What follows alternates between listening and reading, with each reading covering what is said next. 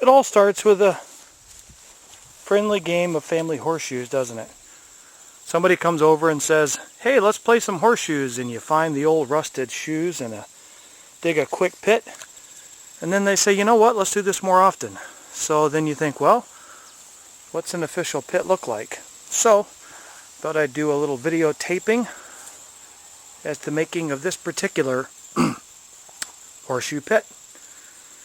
It all starts with getting the right equipment, and I did research online for a few websites and took the best of 3 or 4 ideas. Some were casual, some were play, some were professional, some were elaborate, and some were simple. So this is going to be my version of an official horseshoe pit.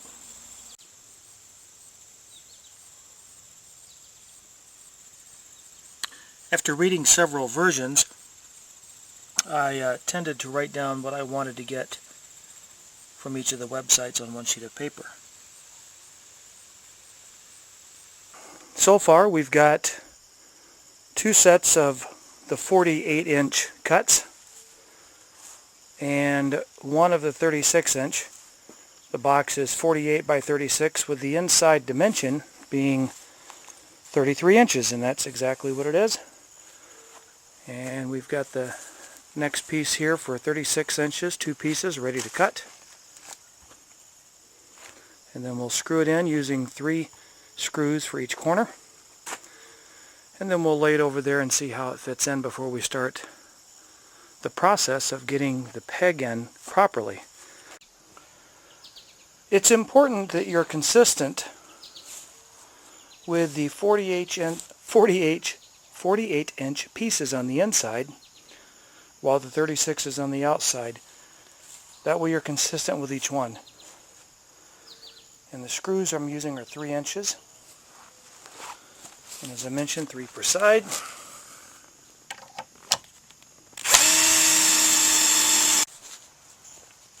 I have the boxes in the approximate location.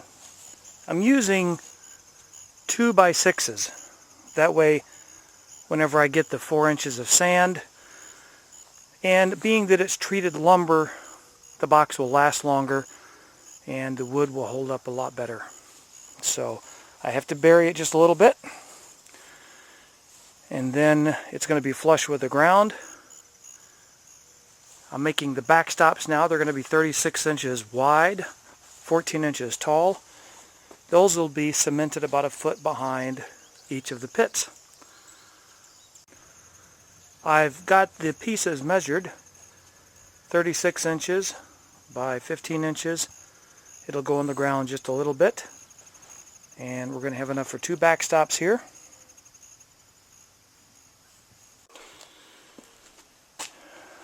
Well, we've got the backstops ready to be screwed in using a combination of 1 by 6 and 1 by 4s. I was able to bolt them to or screw them to some 2 by 4s. 36 inches wide by 15 inches. The official height is 14 inches, so I'll put them level with the ground over here. About a foot behind the backstop there. About a foot behind the box. This is just to get the visual. The backboard will be 12 inches away from the box, further back, and then the level of the ground will be where the wood meets. And of course the 2 by 6s will be level with the ground. But it's fun to get a perspective so far. Now comes the part of getting the rod into the middle of the pit. And there's a lot of methods and ideas on how to do that. Some say just hammer it in. Some say just cement it into the ground. And a couple of sites recommend 4x4s bolted into the ground, or not, cemented into the ground with plates bolted on. So this particular method here is one that I kind of like.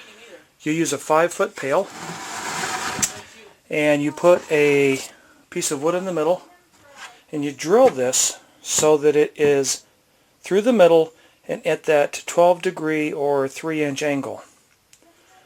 And being that this has little holes in it, I'll be able to put a cotter pin on it so that it won't come up. And then right where the cement and the pole meet, I'm going to put some rubber hose in. That absorbs the shock of the ringers hitting the pole. So that's going to be cool. Well, we'll see if this works. I've got the poles set, and I have a 2x4 womanized lumber in the middle, and I drilled it at such an angle that it should give me that 3-inch lean. 2 buckets filled with cement. We'll let them dry, and if it's off a little bit, I'm sure I can adjust the hole I bury it in. And these will stick up now large enough where I can put 4 inches of sand and still have that 13 to 15 inch range. And again, the rubber hose is to help absorb the shock both in the cement and in the dirt. I've got this particular pit level.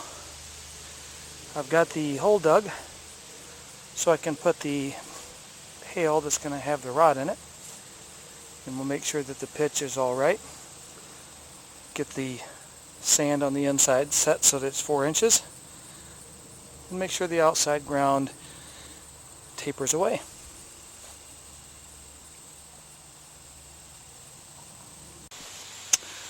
All right, we've got one hole level.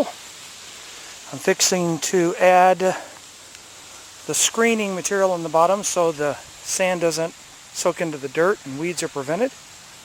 And I've got it somewhat tapered. I've got the pitch just about right, about 3 inches. And if it's off a little, oh well, it's just a game.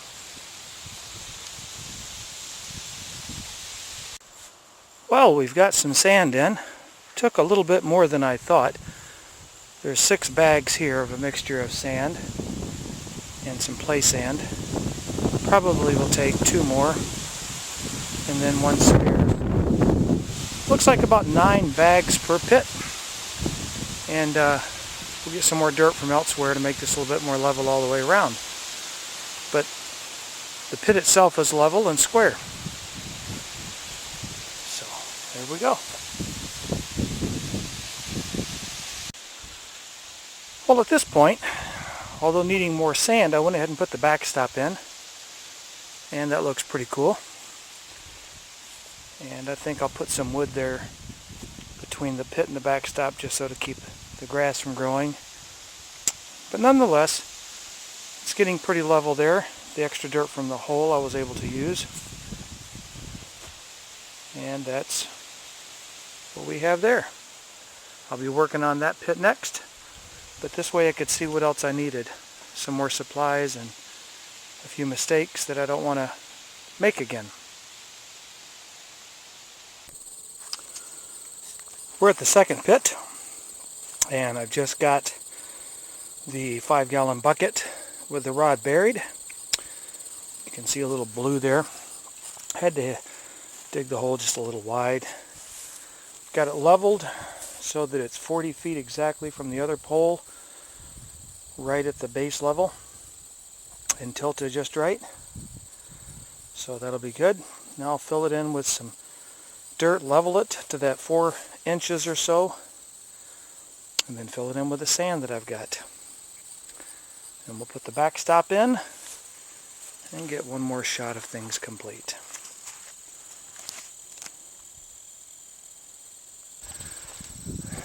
The second pit and backstop is in. One little shot here before I do some final landscaping. Put a little bit of black dirt on top, and we'll get a whole perspective. I've got some wood I'm going to be putting over it. Just some inexpensive plywood I stained just to kind of keep the cats out. It doesn't cover it perfectly, but it'll do a good job. So we can now play horseshoes and win or fail of our own accord, and not because it wasn't put in right. So, and now we have the finished product. We have horseshoe pit.